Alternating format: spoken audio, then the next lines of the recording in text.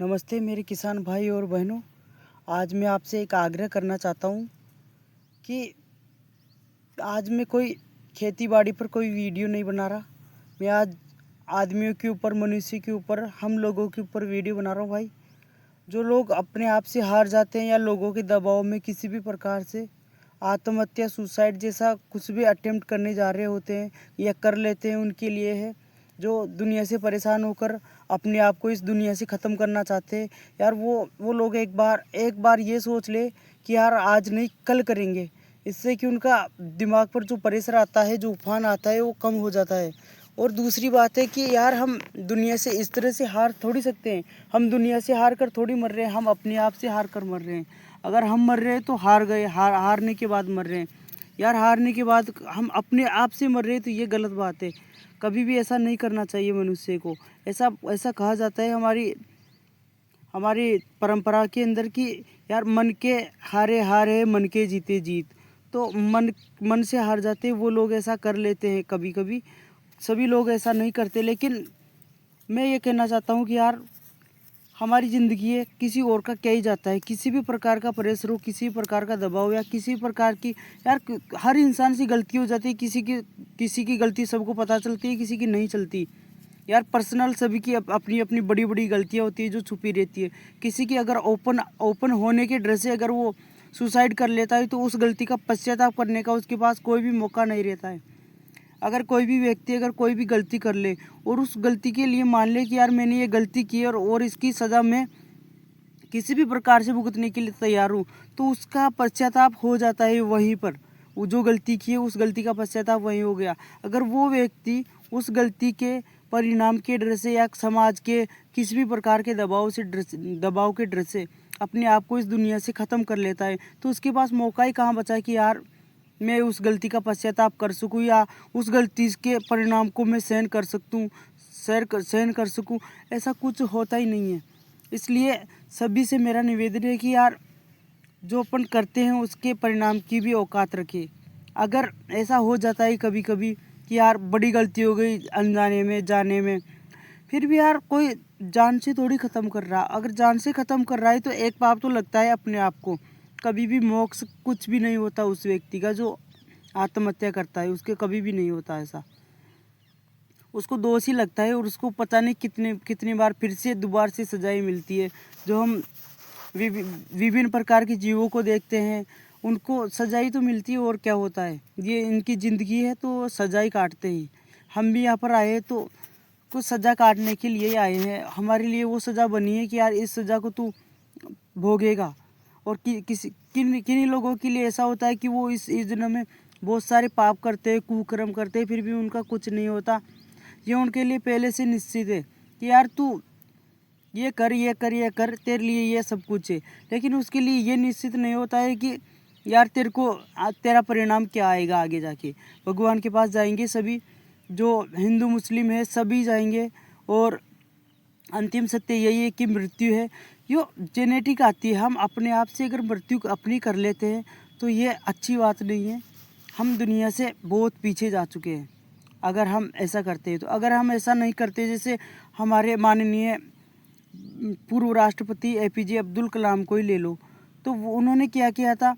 सारी पढ़ाई करके एक बार इंजीनियरिंग के इंटरव्यू में फेल होने के बाद उनका मन बन गया, मतलब ऐसा हो गया उनको कि यार अब दुनिया में हमारा कोई अस्तित्व नहीं है, हमें कोई कुछ पूछने वाला नहीं है। और उन्होंने गंगा जी की तरफ मुँह कर लिया और गंगा जी के किनारे पर जाकर घूमने लगे।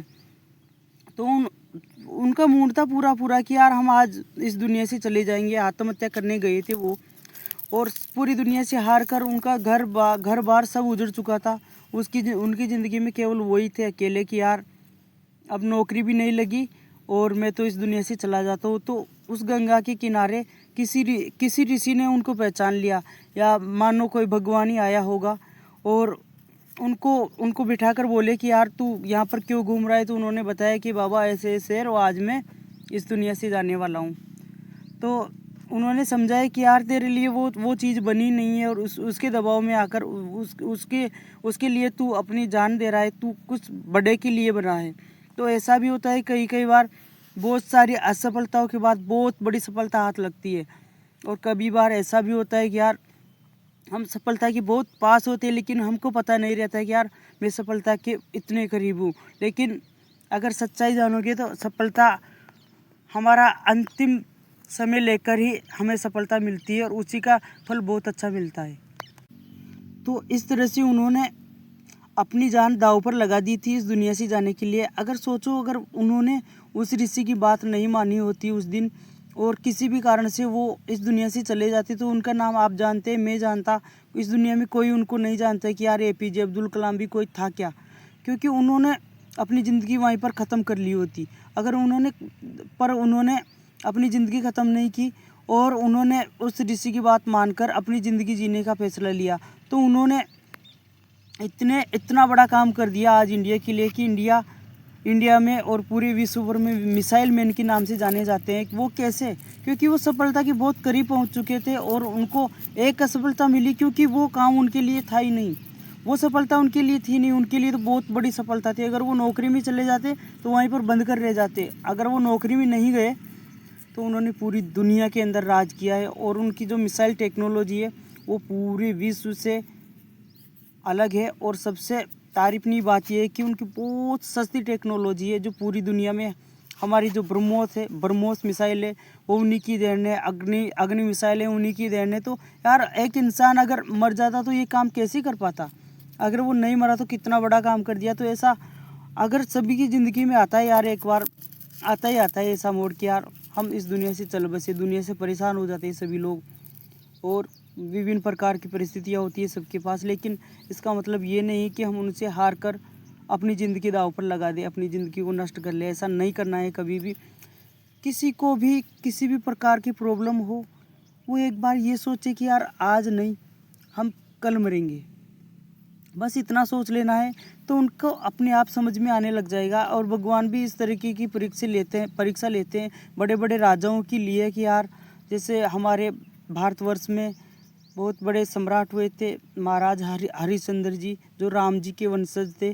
तो उनका भी कितनी खतरनाक तरीके से परीक्षा ली गई थी। उनको भी यार उनके हाथ में तलवार दे दी थी और उन्हीं के अपने ही बेटे को काटने के लिए सभी के सामने मजबूर कर दिया था भगवान ने। पर उन्होंने काटने के लिए हाथ उसार दिया था, लेकिन काट पाए क्या? नहीं ना।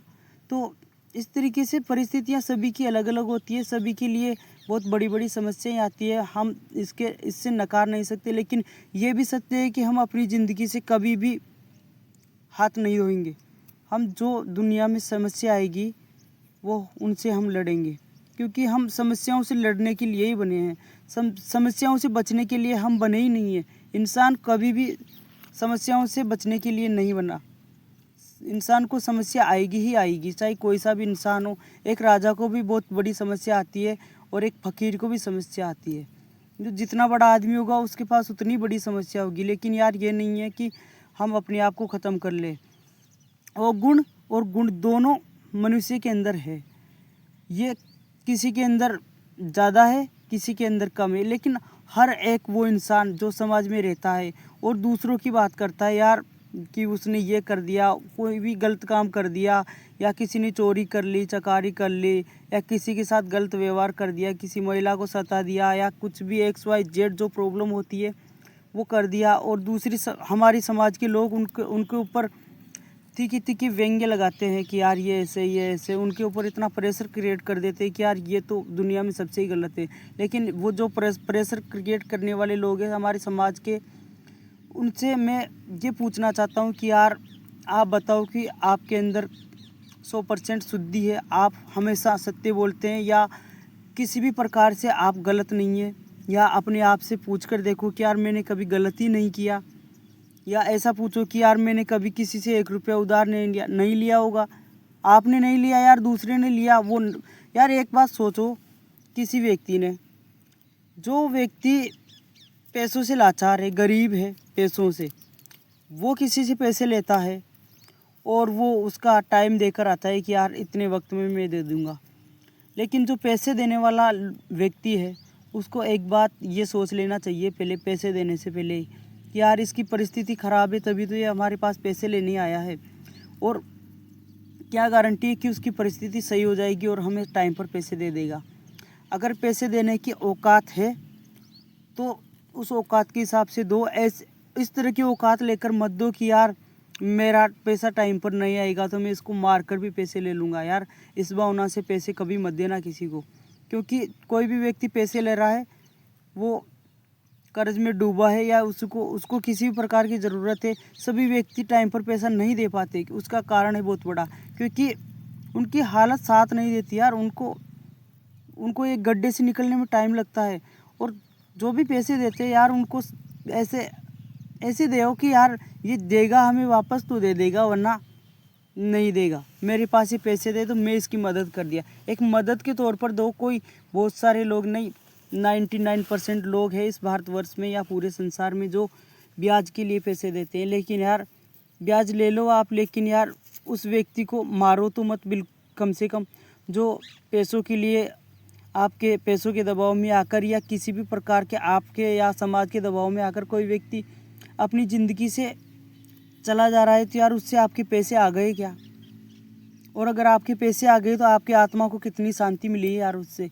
और अगर आप भी कल को, मृत्यु इंसान का या किसी भी जीव का परम सत्य है, और अगर मृत्यु के समय कोई भी अगर आज तक पैसे लेकर गया है तो बताओ, अगर अपने पैसों से आप अपने धन को आप अपने साथ लेकर जाते हो तो यार किसी की मृत्यु करना या किसी को सुसाइड करवाना या किसी भी प्रकार का दबाव देना, किसी प्रकार से तड़पाना या किसी प्रकार की याचना देना सही है। लेकिन अगर आप भी अगर कल को मरने वाले हो, निश्चित है मरोगे, मैं भी मरूंगा, सब मरेंगे, लेकिन कोई 1 रुपये भी यहाँ से लेकर जाएगा क्या?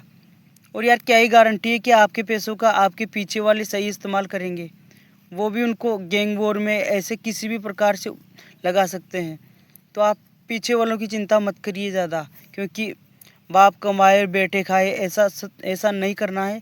ऐसा करे कि बाप जो कमाया, अब बेटे जो कमाएंगे और खुद का खुद खाएंगे। यार हम अपने बच्चों को बड़ा कर दिया, शिक्षित कर दिया, फिर भी यार हम उन्हें पैसे क्यों देंगे? यार ये तो उन्हीं की जिम्मेदारी है यार। अब अपनी ज़िंदगी अपने हिसाब से जियो, जैसे पशु पक्षियों में होता है कि यार जन्म दे दिया, दूध पिलाकर बड़ा कर दिया, फिर उनको पूछते ही नहीं है कभी कि यार तू मेरे को चारा लाकर खिला, मेरे को उठा, मेरे को पैसे दे। उनको बच्चों को वो कुछ भी नहीं करते। एक बार सक्षम होने के बाद वो उठ जाते हैं अपने, कभी भी ऐसा नहीं होता। लेकिन हम इंसानों की फितरत है कि यार हम इतना कमा कर जाए कि हमारी 7 पीढ़ियाँ खाए। पता नहीं 7 पीढ़ियाँ हो ही नहीं, हम कल ही हार्ट अटैक से मर जाए। यार पैसों का क्या है, पैसे तो आते जाते रहते हैं।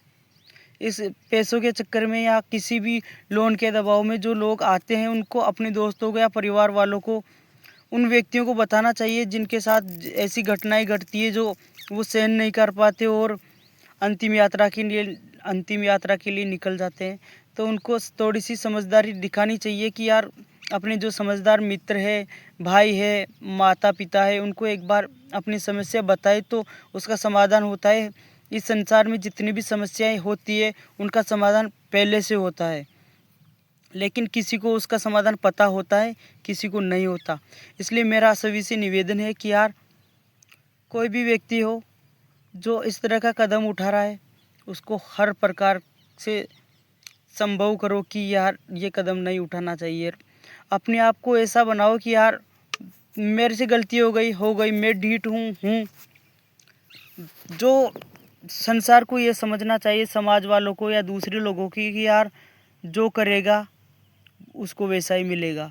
हमारे कहने से, हमारे सुनने से, हमारे किसी को कुछ बताने से किसी का कुछ नहीं होने वाला। लेकिन ऐसा ज़रूर होता है कि लोग हमारे द्वारा दिए गए मोटिवेशन से कई बार किसी की अगर ज़िंदगी बच जाती है तो यार कितनी खुशी होती है। तो आप सभी का ये कर्तव्य है कि हम दूसरे इंसान की पैसों से मदद भले ही नहीं करें, लेकिन हम उनको सही राह देंगे, कभी भी गिरने नहीं देंगे। चाहे लोगों के तो यार 1000 2,000 लाख करोड़ का कर्जा है, फिर भी वो नहीं मरते और वो देश छोड़कर भाग जाते हैं, कुछ भी हो जाता है, लेकिन वो कभी भी ऐसा नहीं करते। वो क्यों नहीं करते यार? उनको पता है कि यार ज़िंदगी एक बार मिली है, कभी दोबारा नहीं मिलेगी, तो हम इसे किसी भी प्रकार से जी ले। यार पैसे तो कोई खुद तो बनाते नहीं है, सब कमा कर लाते हैं, ये परम सत्य है। लेकिन ऐसा भी तो नहीं है कि यार पैसों के लिए कोई व्यक्ति अपना जीवन दांव पर लगा दे। ऐसा होता है कि कई लोग प्रेशर में आकर ऐसा करते हैं, लेकिन उनसे मेरी विनती है, सभी लोगों से मेरी विनती है कि ऐसा कोई भी नहीं करे, जिससे कि हम इस दुनिया से चले जाए और लोग हमारे जाने के बाद 2 दिन के बाद 4 दिन के बाद हमें भूल जाते हैं।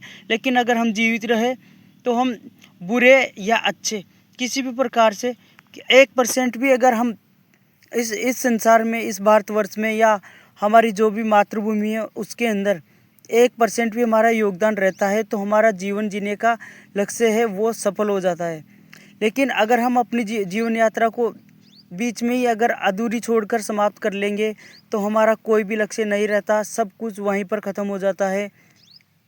इसलिए अंतिम श्वास तक भी इस संसार से लड़ना है हमें और इस संसार से जीतना है। कभी भी आत्महत्या जैसा या किसी को पैसों के लिए या कोई छोटी मोटी गलती के लिए नहीं मारना है।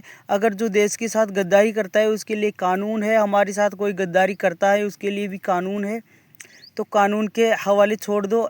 ऐसा भी नहीं करना है कि यार कोई ज़्यादा बड़ी गलती कर रहा है और हम उसे सज़ा नहीं दिया। हमारा कानून भी उसे मृत्युदंड तो बहुत कम देता है, उसे छोटी मोटी सज़ा देकर छोड़ता है। क्यों? क्योंकि एक इंसान अपनी ज़िंदगी में लाख बुरे काम करे, लेकिन एक अगर अच्छा काम कर देता है ना, तो भी वो लाख बुरे काम दब जाते हैं उस एक अच्छे काम से। इसलिए सभी को इस तरह का मौका दिया जाता है। तो यार आप अपने आप से खुद से मर रहे हो यार, ये अच्छी बात नहीं है।